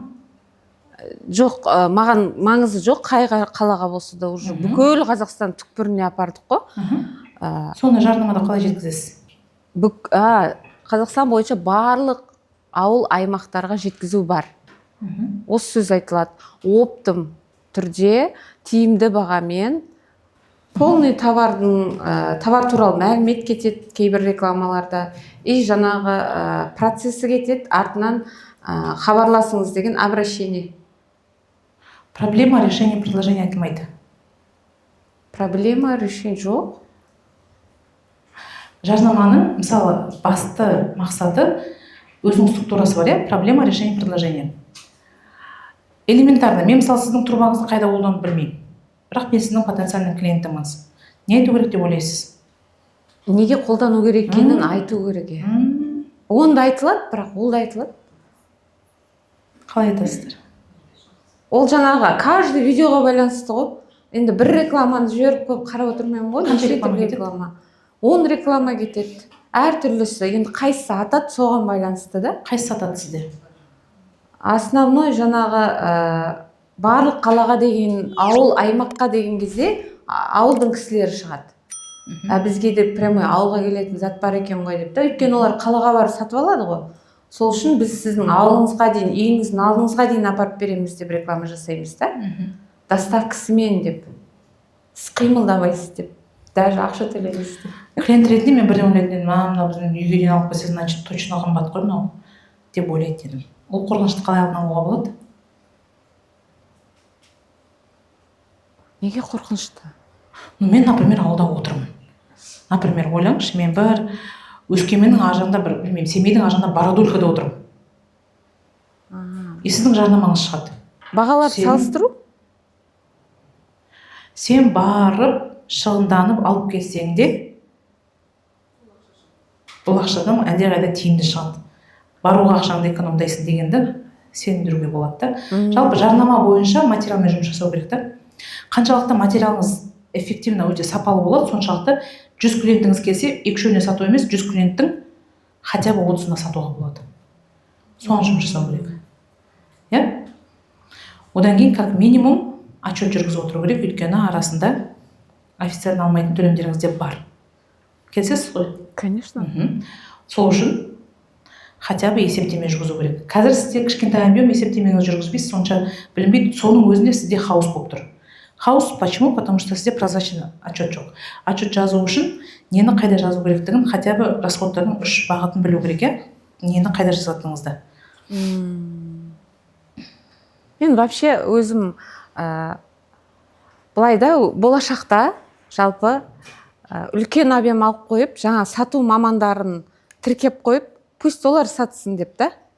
И жаңағы сіздің Отдел продаж оқыту керек. отдел продаж оқыту керек, и еще деген жаңа 50% жинастыру керек. Мен потому что әлсіздігімді өзім біліп тұрмын ғой, артым. Сол үшін мен інімді сол 50%-ге шақырып тұрмын мысалға. Кел деп та. Өйткені сырттан адам жалдамайсыз. Өзіміздікі деп тұрмын да пока. Потому что беспонтовый сатылымды хотя бы солар көнеді деген ой ғой негізінде. Мен соңызды біліп тұрсыз ғой. Иә? Вот. Жалпы осындай шешіміңіз. Осындай бір мысал ретінде айтып отырмын. Енді бұл бір ғана бағыт емес, бұл жерде бірнеше вариант қарауға болады даму бағытыңызда. Мына кісілер мені ұрысып жатыр, 2 сағат болып мына кісімен отырғаныңа деп.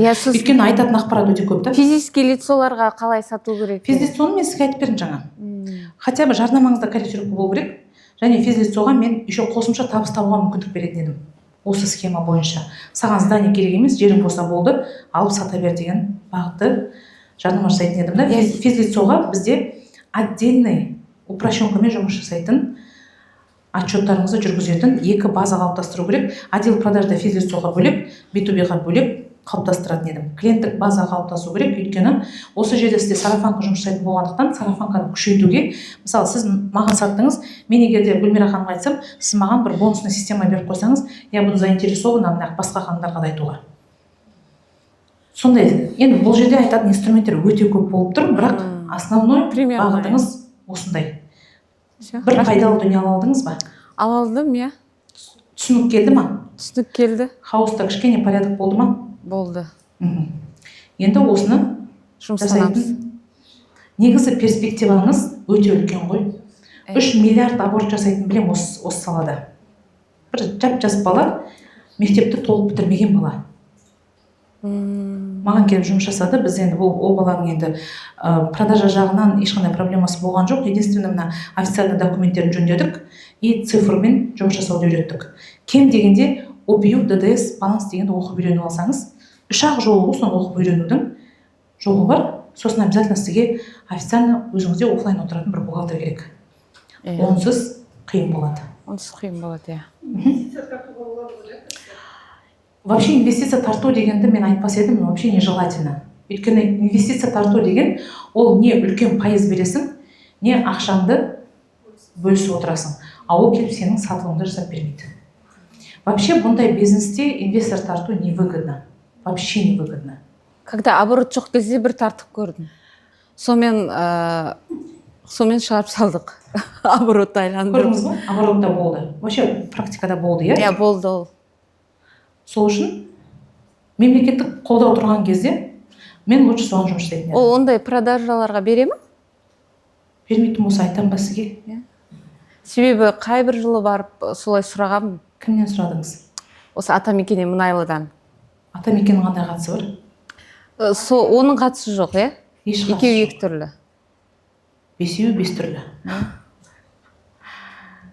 Сіздің поддержка беретін бағытыңыз даму қоры. Но даму қоры ақша бермейді. Кім береді? Банк береді. Банк второго уровня. Көбінде ол мықты жарнама болмай қойсын, бір 2-ақ банк бар өзі жұмыс жасайтын. Сол 2 банкта счеттарыңыз ашулы болса, сол жерде оборотыңыз болса, ол алдын ала қамдану керек. Ипмен тоға сол банктен счет ашып, терминал ашып, сол бойынша 1-2 оборот жіберсеңіз, сізге тиімді болатын еді. Бірақ Каспи Пейдің оборотымен жұмыс жасауға болады. Конечно. ИП жұмыс жасап тұрған, по-любому жұмыс жасауға тура келеді ғой. Каспи Пеймен жұмыс жасап атпаған адамның саудасы жоқ қой. Түсінікті, Аша сала ала алатын да бағыттар бар. Проблема жоқ бұған. Онда варианттар бар. Грант привлекать етуге болады, ауыл аманатымен ауыл шаруашылығын алуға болады, ауыл шаруашылығынан бөлек те басқа бизнестарға алуға болады деген сияқты варианттар өте көп. Көңіліңізден шықты ма? Иә. Қорқынышты ма екен? Біраз, иә. Неге қорқынышты? Білмей қалғандарым қорқынышты болып тұр ғой менде. Жоқ, қазір разговорға шыққан кезде қорқынышты болды ма? Менде ма? Иә. Жоқ, болған жоқ. Когда вот сұраған кезде мен көп зат білмей тұр екенмін да, оказывается. Танысайық бизнеспен. Болды, танысамыз. Арасында араласып тұрмыз бизнеспен. Бұйырса. Осылай сандарын білмейтін адамдар бар ма бизнесінде? Смело қол көтеріңіздерші. Сандарын білмейтіндер бар екен, иә? Иә. Информация білмейтін. Иә, сан білмейсің, хаоста жүріп сата бересің да, айнала береді. Әйтеуір ақша кеп жатыр ғой. Кеп жатыр да, бірақ есеп жүрмейді деген сөз ғой мендегі. Есеп жүрмеу ол бизнесте, мысалы қараңызшы, пока сіз осылай қағазға сандарыңызды салып, қағазда байып кетіп барып байымасаңыз, шалынатын жеріңіз көп болады. Иә, мен оборотты жеп қоя беріп, өзі материальный потребностімді жаба бергем ғой. Енді осы бір 2 айда уже мен өзімді айлыққа қоям деп шештім да. Өйткені өзімдікі деп ала берген. 2 түрлі вариант бар бизнестен ақша алу. Біріншісі айлық, екіншісі процент? Жоқ, ол пайдасын алсаң, оборотың өспейді ғой. Құр пайдасын алып отыра берсең. Определенный өзінің процентін қойып. Либо жалақы аласыз, либо дивиденд аласыз. Дивиденд дегенде естіп көргендер бар ма? Ақынышты. Дивиденд. Естідік, бірақ білмейді екен. Дивиденд. GPT-мен арасында дос болып тұрсаңыздаршы. Пайдасы нәрсе сұрай бермей. Акция дейді. Дивиденд. Акцияда дивиденд суммасы деп ойлаймыз ба? Жалпы суммасы, жалпы товарооборотдан өзіңе процент белгілеп қою. Процент емес, жалақы тағайындай салсаңызшы. Дивиденд дегеніміз полный санды есепке салып, таза пайдаңызды шығарып, капитализацияңызды жасап, өзіңізге шығара алатын сумманы анықтағаннан кейін барып кассадан сумманы шығару. Совсем жалпақтымен айтатын болсақ, иә? Негізі оның официально өзінің формуласы бар. В общем, бизнесте білмейтін терминдарыңыз көп екен. Байқаған боларсыз. Жабайы сауда. Жабайы сауда. Жабайы бизнес. Менде сол. Жабайы бизнестің өзінде жақсы жасап отырсыз. Представьте, мынаның бәрін білсеңіз қалай жасайсыз? Монстр боласыз ғой. Енді оянып отыр. Мен жайлы қайдан білдіңіз? Сізді бұрыннан көретінмін. Тиктоктан көретінмін. 2023-те ма? В общем, біраз болды сізді көргенім. Сосын жоғалтып алдым, көрмей қалдым. Ол парақшаны дәлдеп тастадық. Сосын рекламадан қарадым. Бүгінгі кездесуді қайдан біліп қалдыңыз? Бүгін кездесуді Шумахер апа саламатсыз, осы кісіге мен вождениеге оқуға келем деп жүргеніме біраз болды да. WhatsApp-ына жазып қойған, бірақ бұл кісіге өзім әлі шықпай жүрмін, уақыт болмай. Сөйтіп осы кісіден сізді көріп қалдыңыз. Рахмет сізге алтына деген. Көрдіңіз бе қандай күшті? Иә, себебі бара алмай жүргенім осы кісіге. Осы жаққа келген кезде өзіңіздің проблемаңыздың шешімі болады ау деп келдіңіз. Иә. Өте қуаныштымын. Шешім табамын деп келдім да. 2 вариант бар. Өзіңіз осы ақпаратпен ары қарай өзгертіп дамып алсаңыз болады. B2B-мен, иә. Екінші вариант B2B емес, жалпы бүгін айтқан ақпаратпен. Екінші вариант прям обучение өтіп алсаңыз, бұл терминдарды қай жерде қалай қолданамын, қалай өсемін сұрақтарыңыз болған кезде менімен жеке байланыста отырып бірге дамысақ болады. Тағы да оқып алуға болады да? Тағы да емес, бүгін ештеңе оқыған жоқпыз. Бүгін жай ғана біз раскладка жасадық. Біз тек қана разобрались вообще. Біз жалпы разборда ненің не екенін сәл бүйтіп қазбалап көрдік. Бұл жерде сіз казкоммерческое предложение жасағаннан бастап ары қарай не істеймін деген сұрақтармен хабарласуға тура келеді сізге.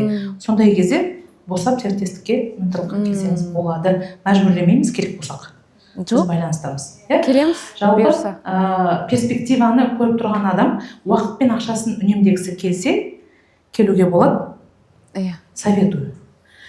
А так бұл бағытта перспективаңыз мощь.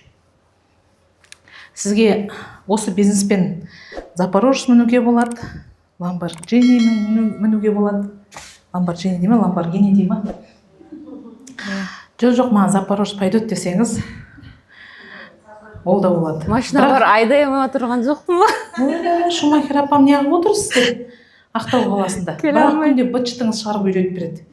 ұрсып үйрететін адам керек, шамалы сұрақ бар сіздің да. сату проблемаңыз бар екен осы жерде. Алтын тегеніне. Бұл кісі приложениесін айтты, болды, тоқтадық сонымен, иә? Артынан қалмасақшы. Сіздің ошибка шығып жатыр осы жерде. Мен сатып жүріп өзіңіз сата алмағаныңыз қалай болыпты? Қай уақытқа дейін жүресіз? Машинаны үйрену керек деп бір рекламаны жіберсеңізші. Рахмет сізге, Камила ханым, алғысым шексіз. Осылай келіп, ашық бізбен сөйлесуге батылдығыңызды қолға алып шыққаныңызға рахмет. Көп осы жерде кәсіпкердің проблемасын көрсетіп бердіңіз. Ұнады ма?